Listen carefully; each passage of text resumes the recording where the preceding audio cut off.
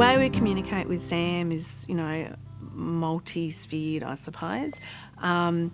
What we find is that when things happen, it's really great if we can get onto it straight away. So if there's something about a particular thing in a certain day, Sam and I've had this agreement for a long time that if we talk about it with Rhiannon right there and then, before days get away, it's a lot fresher in everybody's mind, and for her to reflect and grow through the experience, and for us to problem solve and get a bit more of her perspective around, what was going on.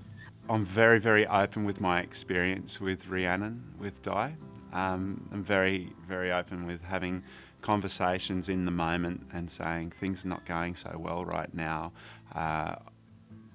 Is there something going on elsewhere, or have you got any suggestions? Because Di is her 100% number one support and is always there for her and is a part of that journey. Sometimes it can be just that Rhiannon will actually pop out of the classroom and call me because she's having a day where she's getting a bit confused and overwhelmed with what's happening, and so she'll call me and we'll have a bit of a chat, and then Sam will come out of the classroom and have a bit more input into it, and we kind of resolve what things need to be sorted at the time. Emails are good, phone calls, all sorts of different ways really, and quick, short, sharp, not necessarily long meetings, not necessarily many face-to-face meetings.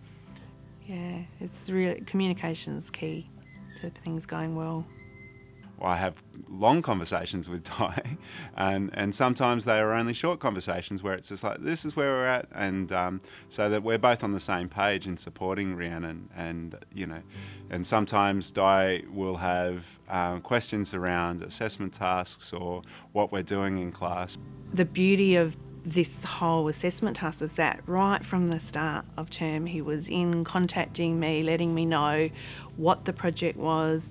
He was putting stuff on the system, so we now have a digital system as well, and I see Rhiannon is doing Australian music.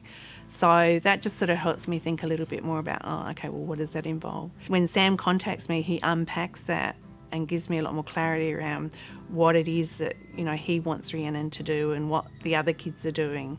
And she knows that she can call me, get to me, and I'll be able to respond to her, say, I like that relationship. It's certainly made my job as being a teacher, and particularly teaching Rhiannon, an easier experience, because I think that if I was to try and deal with the support factors that I'm putting in place for Rhiannon without actually reflecting on what other people are doing around that, I wouldn't know if I was doing the right thing or not by her and by the family. So I think having that ongoing conversation with the family has really strengthened and made me feel better about my role in Rhiannon's education.